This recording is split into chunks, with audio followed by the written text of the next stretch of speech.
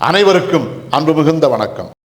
செல்வராமாயணம் என்னும் 20,000 இலக்கண பாடல்களும் இலக்கிய சுவையும் கொண்ட புதிய ராமாயண காவியத்தை புனைய வைத்த என் இறைவன் ராமனை நன்றியுடன் வணங்கி மகிழ்கிறேன்.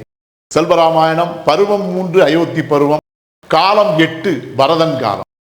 என் அண்ணன் செய்த குற்றம் என்ன என்று பரதன் தன் தாயிடம் கேட்டான்.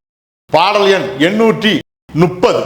ஐயோ இது மெய்தானோ ஆச்சரியம் என்றான், மையோடும் கண் அஞ்சும் மான்விழி போல் நின்றான். ஐயோ நன்னேரியனாம் அவன் பிழையோ கொண்டான், கையோ பிழைத்ததவன் களவு செய்தோ உண்டான். இதுவே 830வது பாடல். இந்த பாடலுக்கான விளக்கத்தை காண்போம். ஐயோ இது மெய்தானோ ஆச்சரியம் என்றான் என்ற முதல் வரிக்கான விளக்கம். ராமன் வனவாசம் செய்ய சென்றிருக்கிறான் என்று கைகேயி கூறிய அந்த வார்த்தைகளை கேட்டவுடனேயே ஐயகோ இது மெய்தானோ என்று பரதன் மிகவும் அதிர்ச்சியுற்றவனாய் தன்னுடைய தாயிடத்திலே கேட்டான். அந்த காலத்திலே வனவாசம் என்பது குற்றம் செய்பவர்களுக்கு வழங்கப்படக்கூடிய தண்டனையாகவே இருந்தது.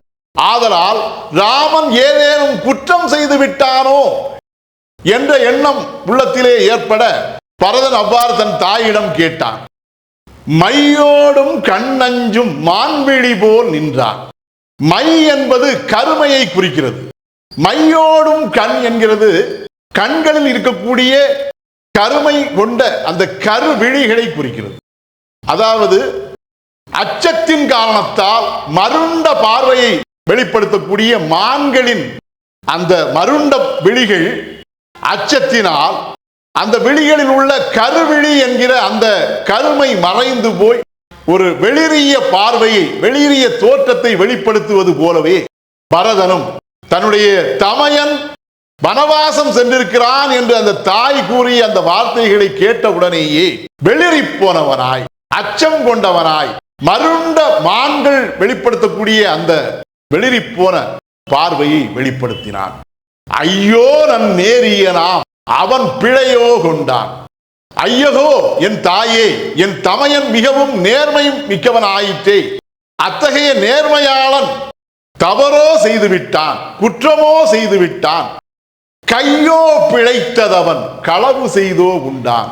ஒருவேளை அவனை அறியாமலே அவனுடைய கைகள் பிறர் பொருளை களவாடி விட்டனவோ, அவ்வாறு பிறர் பொருளை களவாடி எடுத்துதான் அவன் உணவும் உட்கொண்டானோ, அவ்வாறு என்றால் அதை நம்ப முடியவில்லையே. அவ்வாறெல்லாம் இருக்காதே, என் தமையன் அவ்வாறான செயல்பாடுகளை கொண்டவன் அல்லவே என்று தன்னுடைய தாயிடத்திலே கேட்டான். இதுவே 830வது பாடலுக்கான விளக்கம். செல்வராமாயணத்தின் 831வது பாடல் மற்றும் அதன் விளக்கம் ஆகியவற்றை அடுத்த பகுதியில் காண்போம். இறையருளால் அடியேன் இயற்றிய நல்லதோர் இலக்கியத்தையே செல்வராமாயண காவியமாக உங்கள் முன் தொடர்ந்து வழங்கி வருகிறேன். உங்கள் அன்பையும் ஆதரவையும் தொடர்ந்து தந்து இந்த புதிய ராமாயண காவியத்தை அனைவரிடத்திலும் கொண்டு சேர்க்குமாறு உங்களை அன்போடு கேட்டுக்கொள்கிறேன். அனைவருக்கும் நன்றி, வணக்கம்.